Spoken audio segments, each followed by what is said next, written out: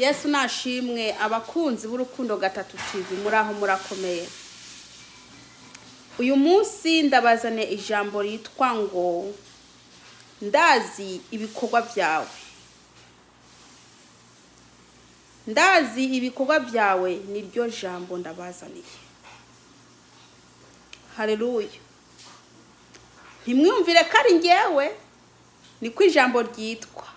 Ndazi ibikorwa byawe. Haleluya. Kwizina banyita Pascasi nkaba ndi umukozi w'Imana nkaba nkunda Kristo Yesu. Nkaba ndamukije abantu bose bumviriza ubutumwa nshikiriza, kandi nkaba ndamukije n'abantu bariko barafashwa n'ubutumwa ntanga. Uwiteka Imana nabahe umugisha. Nkaba ndamukije abantu baba mu bihugu bitandukanye isi yose, kuko ntago navuga ibihugu ngo ndabirangize.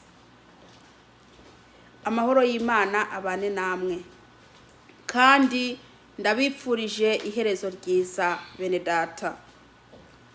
Kubipfuriza iherezo ryiza nico kintu gikuru, kuko umuntu agize iherezo ryiza abona ijuru.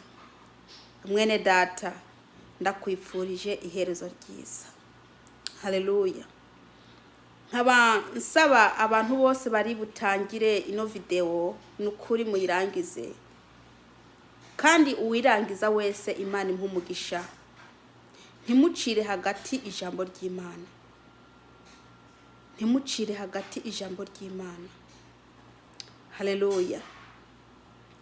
Reka dusenge hanyuma dutangire. Uwiteka Mana nyiringabo, ndagushima ndaguhimbaje kuko uri gikomangoma uruwera. Ndagushima kuba ungejeje aya masaha nkiri muzima ukanyemera kuvuga ibyawe. Data wa twese uri mu ijuru, ndakweretse abantu bawe bari bwumve ijambo ryawe. Mwami Yesu ubaha umugisha. Data ndakwinginze undungikire umwuka wera. Mwami Yesu anshigikire data uyu murimo wawe. Nasame nawe avuge, ntabe ari ngewe mvuga Mana.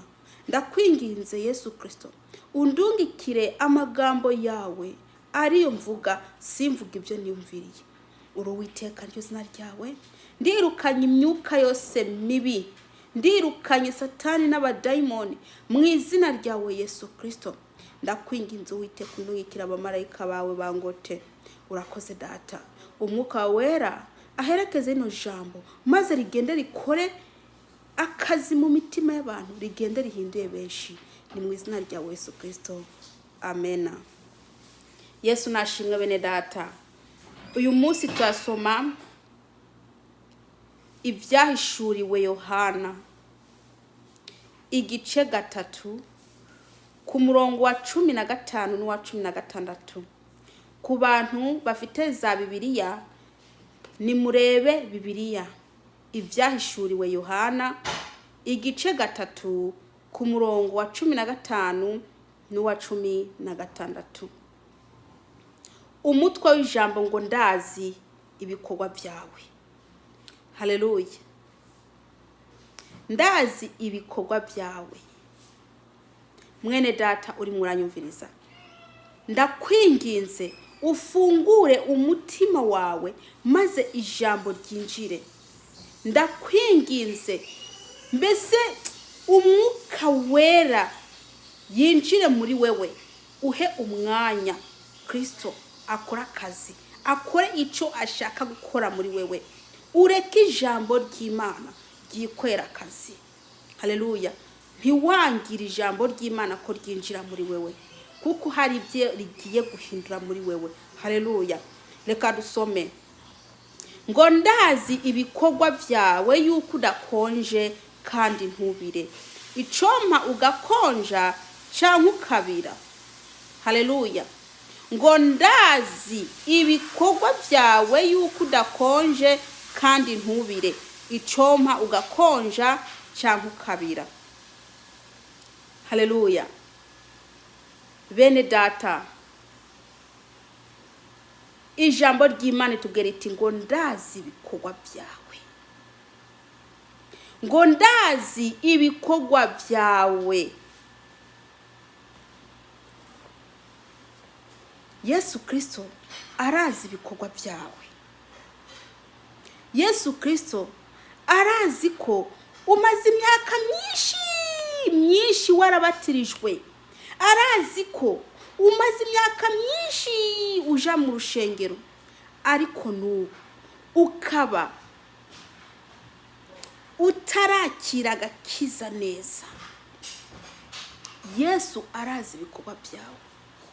Arazi ko ugenda kwigisha mu mutima wawe ufite ubwibone.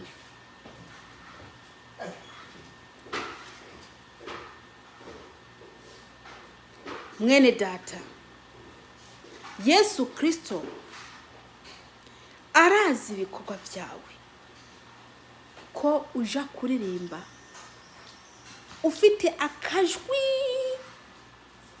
ariko katarakawe. Mbese uririmba ukajwi kugira ngo wemeze abantu. Mwene data, Yesu Kristo arazi ibikorwa byawe, ko wambara akantu gatoya kugira ngo ugushe abantu.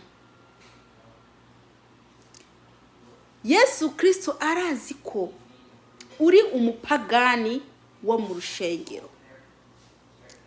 Yesu Kristo arazi ko uvaho ngaho mu rushengero ugaca ugenda hehe mu bapfumu ukaja kuraguza. Mwene data, Yesu Kristo arazi ibikorwa byawe. Yesu Kristo arakuzi ko wewe ijoro ryose ufata, mbese igihe ijoro ryose ukarara wikinisha bukenda busha, kandi uvuga ko uri umukristo, ukavuga ko mbese uri n'umukobwa. Yewe Yesu Kristo arazi ko witwaza ko umugore wawe ari kure, mbese ukarara wikinisha ukarinda buca, mbese ngo kwihangana ngo ntago wabishobora. Mwene data, Yesu Kristo arazi ko urara wikinisha kubera ko umugabo wawe ari kure, udashobora kwihangana, udashobora kugumaho ngaho atamugabo ufite. Erega Yesu Kristo arazi ko uca inyuma umugabo wawe. Yesu Kristo arazi ko uri umusambanyi kandi ufite umugabo mu rugo, ariko ugacuvaho ngaho ugenda gufatana n'undi mugabo. Mwene data, ibyo ngibyo ntabwo uzi ko Yesu abizi. Nubwo ufata amaso y'abantu ngo uri kurisha amaso y'abantu, Yesu Kristo arakuzi. Arazi ibikorwa byawe. Arazi ibikorwa byawe ko ugendana n'umugore wa kanaka kandi witwa kuri umukristo. Yesu Kristo arazi ko ufite umugore hanze kandi ufite uwundi mugore. Ibyo byose arabizi. Ayiwe, mbese mwene data ugira ngo ntakuzi. Yesu Kristo arazi ko urangiza kwigisha ukaba ufite na randevu y'umukobwa mu hoteli ugiye kurebayo. Mwene da, Yesu Kristo arazi ibikorwa byawe. Yesu Kristo arazi ko ugenda kuzana imiti kugira ngo umugabo wawe ngagukunde, ngo utware uburenganzira bwe nk'umugabo wewe umutegeke kandi uri umugore. Yesu Kristo arabizi. Yesu Kristo arazi ko wafashe umugabo wawe ukamugira urugugu, ikigoryi, ukamugira ikigoryi kugira ngo uze umutegeke. Yesu Kristo arakuzi, arazi ibikorwa byawe kandi uri mu rushengero. Yesu Kristo arazi ko mbese mu gutwara abagabo abandi ugenda ukashiramwo gakeya mu byo kurya kugira ngo mbese ubatware batabizi. yewe mwene data we, Yesu Kristo arazi ko iyo ngeso uyifite. Yesu Kristo wa mukobwa we arazi kubesha ababyeyi bawe, arazi kubabesha ngo wagiye mu isoko naho wagiye guhura na wa musore. uramuzi. Yesu Kristo arazi ko utabugiye mu isoko, ariko nyoko wawe ntago ababizi. Burya nyoko wawe abazi ko wagiye mu isoko, naho wagiye kwirebera ka gasore mwahanyura ndevu. Bene data, Yesu Kristo arazi ko muri mwebwe baririmbyi mufite indyane. Ye baba we, reka ndababwire, Yesu Kristo arazi ko mufite amashari. Iyo umuntu ateye imbere mutabinezererwa, ahubwo mushakisha ukuntu mumukura ku isi.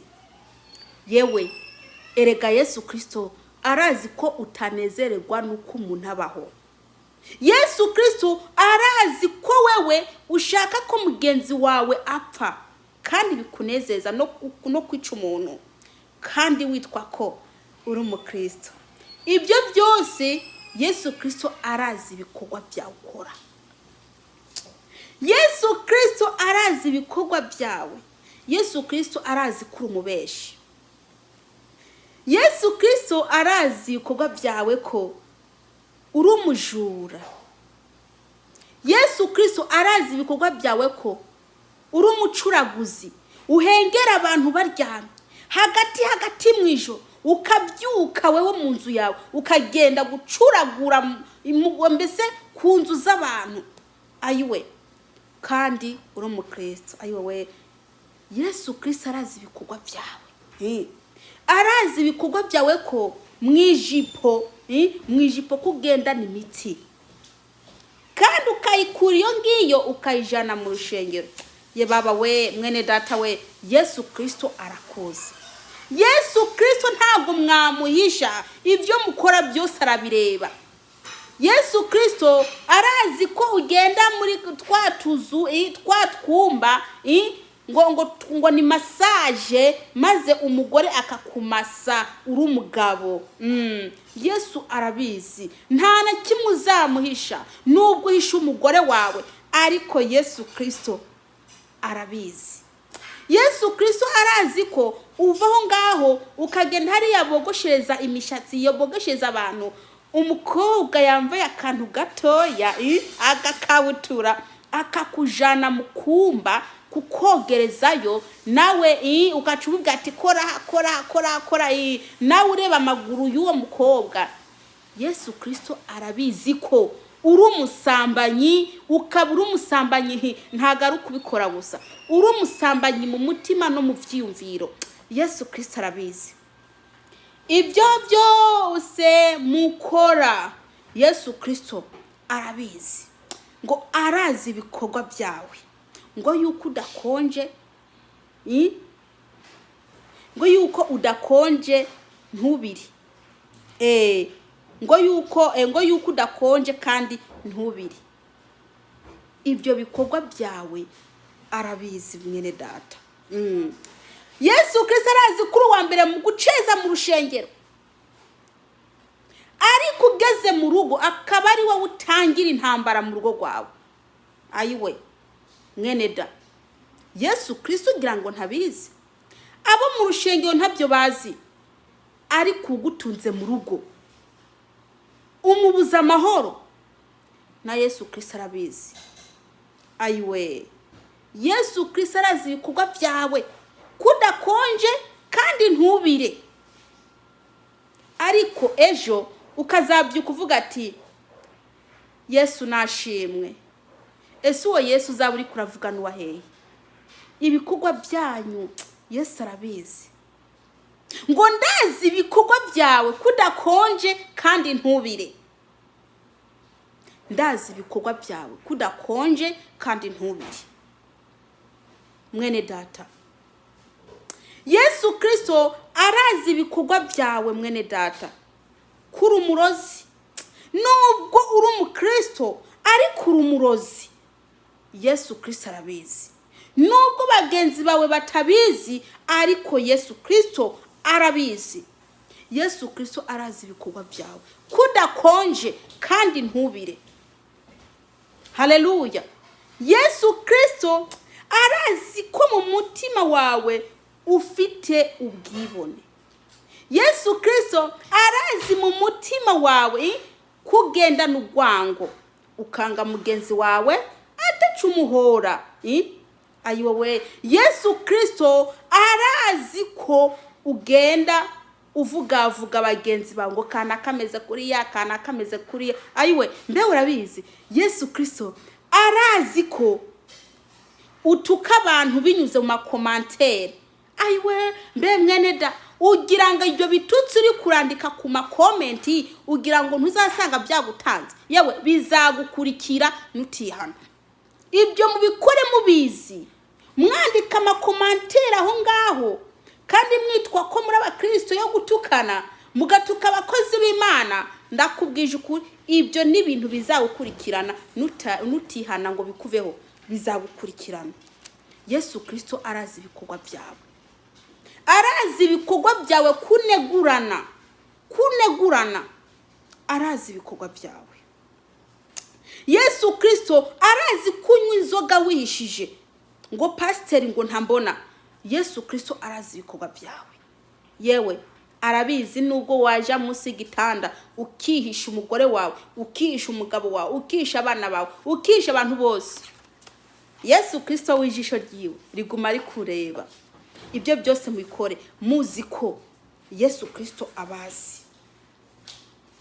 Dusome ku murongo wa 16. Nuko rero kukura akazu yazi udakonje ntubire ngira nkudahwe.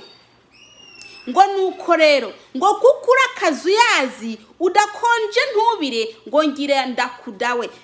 Kudahwa bisigura ngo ndakuruke. Nuko